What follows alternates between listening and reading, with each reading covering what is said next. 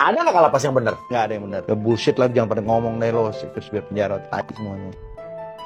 Nama Yamitema Lawli terseret setelah aktor Tio Pakusadewo ungkap bisnis dan monopoli di lapas.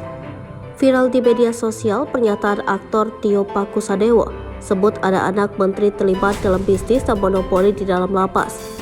Nama anak menteri hukum dan asasi manusia Yasona Lawli Yamitema Tirtajaya Lawli pun viral disebut-sebut. Salah satu akun yang menyebut nama itu adalah akun Twitter @partaisosmed.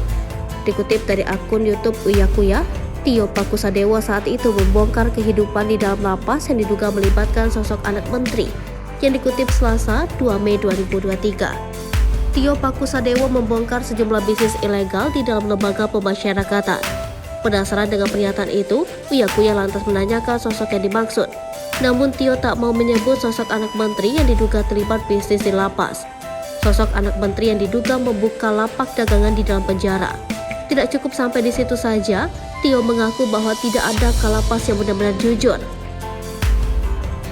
Sementara itu, dugaan yang menyeret nama Yamitema Lawli dan perusahaannya PT Natur Palas Indonesia disampaikan oleh pengguna Twitter Partai Sosmed. Menurut akun tersebut, anak menteri yang dimaksud adalah Yamitema Lawli, anak dari Yasona Lawli, Menteri Hukum dan HAM.